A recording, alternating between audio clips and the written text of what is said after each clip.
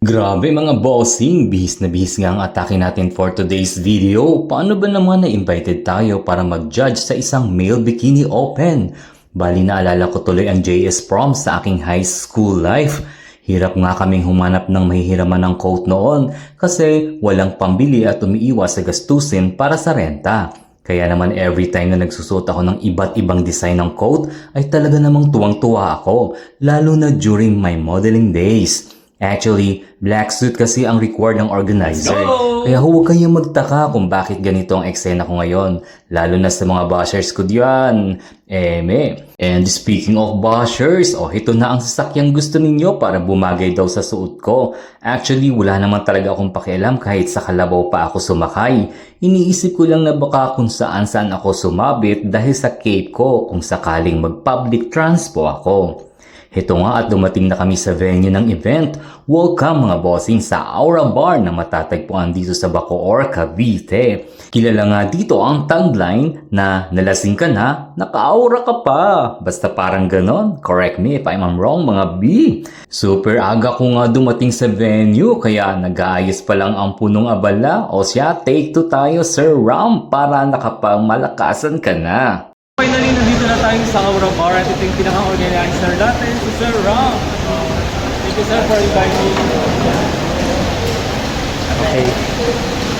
Ito nga pala yung setup ng stage at syempre ang allocation naming mga judges. Okay mga bossings, papasok tayo ngayon dito sa pinaka-holding area ng mga judges. Let's go!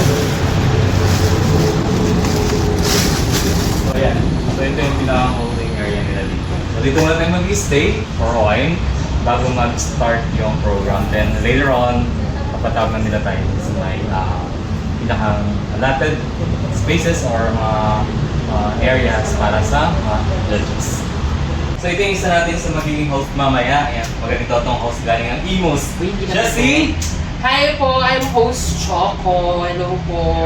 O siya, back to modeling days. Ito nga at may photoshoot tayo.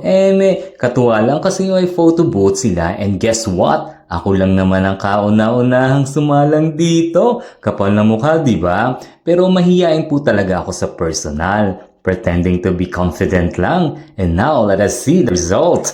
Ayan o, astig. At talaga namang ayaw paawat. Humirit pa nga.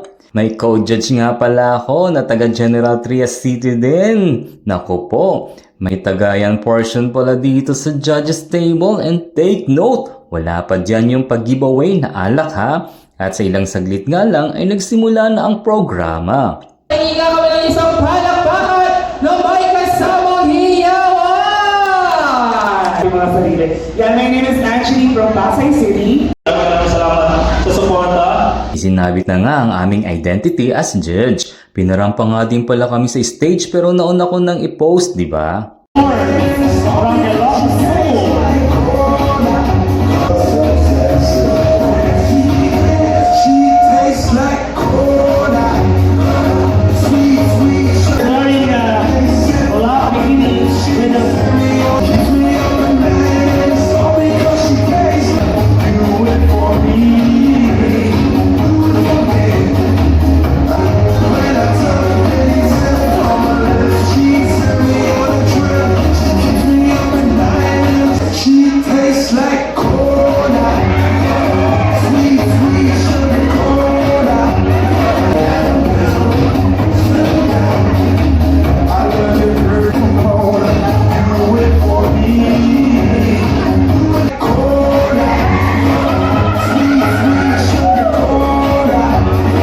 Ito na nga at dikit dito, dikit doon, hindi na magkamayaw ang mga beshi sa pagdidikit ng stickers sa mala Adonis na katawan ng mga candidates.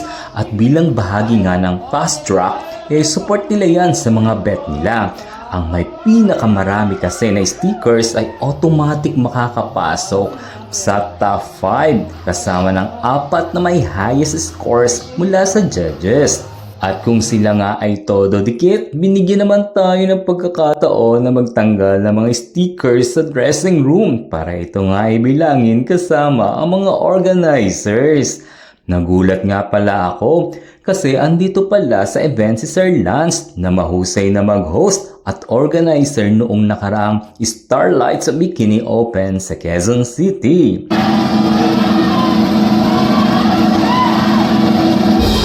Champion Boys! Get our one for Bikini King 2026 first place is Mr. John Matthews, Bikini King candidate number 7.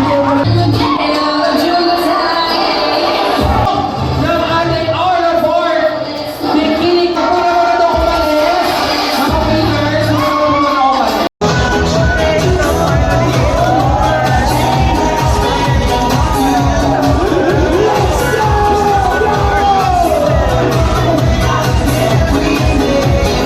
Okay, finally, it's over. Tapos na po ang ating Mr. Aura Bikini King 2026 Season 2. So, finally, nakapag-judge na ulit tayo. And see you on the next year. Remember na may victory tayo. Thank you so much to Aura Bar. Only here in Bulacan sa Bacoor. Bye-bye. What a sizzling night mga bossing! It's time to go back home. Thank you Sir Rom and thank you all for watching. Bye-bye!